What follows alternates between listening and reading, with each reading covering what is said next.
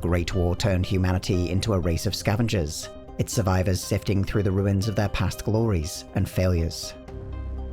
Within the collapsed towers of radioactive cities, or the overgrown passageways of forgotten shelters, lay the allure of wealth, power, or hope.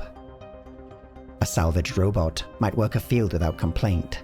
An advanced weapon might dissuade even the fiercest raiders, while a perfectly preserved pre-war pie might provide a fleeting taste of carefree days long gone. But T-45 powered combat infantry armor offers any who stumble upon it the rarest wonder in the wasteland: manifested possibility. In a fully restored and functioning state, T-45 power armor represents a foundational leap over nearly every type of protection that can be found in the post-war world. It consists of a basic frame with an internalized servomotor system in which the operator is fully encased and isolated from the outside environment.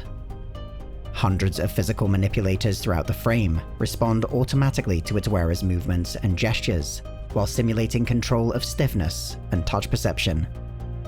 Within the armor, a user possesses increased strength, resistance to physical trauma, and can withstand many of the harmful effects of exposure to ionizing radiation. An integrated hydraulic shock absorption system likewise allows its operator to withstand heavy impacts or falls, up to a maximum of roughly 60 vertical feet. The T-45 frame, however, is merely the foundation on which metal and ceramic armored plating is mounted. Consisting of dozens of such interlocking plates, these are generally grouped into 6 separate zones: the helm, torso, and each individual arm and leg.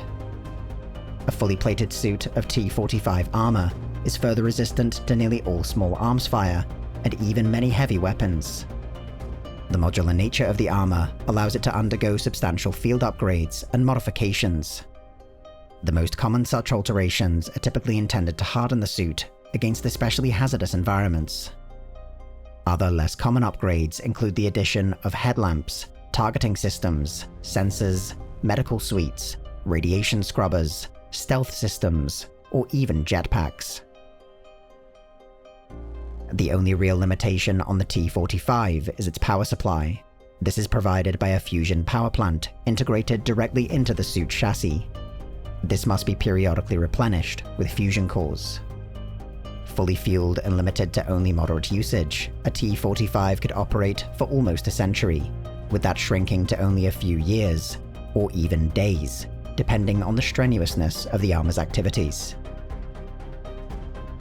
Originally built by the defense contractor Westtech, T-45 powered armor was rushed into development to halt the Chinese advance across the Alaskan front during the Sino-American War. The ongoing resource crisis had limited the United States' ability to produce traditional armored vehicles, and its military-industrial complex was forced to innovate in order to stay competitive. T-45 armor represented the first success of this initiative, and the first of its kind in the world.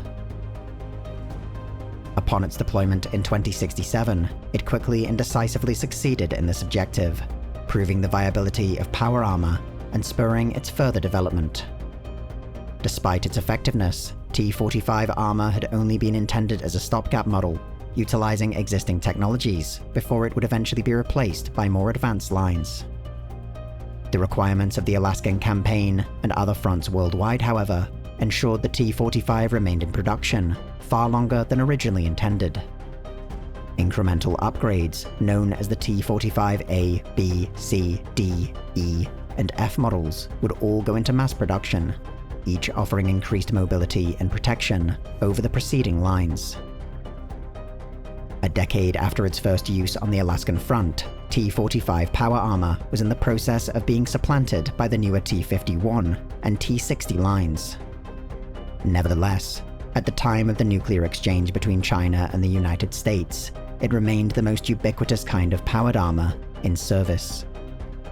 It would therefore be the model of power armor most readily salvaged in the post-war world. As a symbol of pre-war America, and the heights to which human civilization once reached, T-45 power armor has become revered and sometimes worshipped in the modern wastelands of America. The largest and best equipped groups and organizations are alone capable of maintaining them, while fewer still are able to conduct major repairs or manufacture new components. Yet, a single functioning suit of T-45 armor can reshape an entire region of the wasteland to its operator's will, while an army, even a small one equipped in such a way, can lay the foundations for a future superpower. In the modern wastelands, only the T-45's more advanced successor models might fetch a higher price in the markets and salvage yards. Yet even these can't quite match the T-45's adaptability. It is not unheard of for a wanderer to forego these newer models in favor of its venerable predecessor. The histories record that T-45-powered combat infantry armor changed the face of war forever. But all those who died within its armored plating were no less dead than any warrior in any armor that fell before them. The T-45 changed nothing, because war never changes.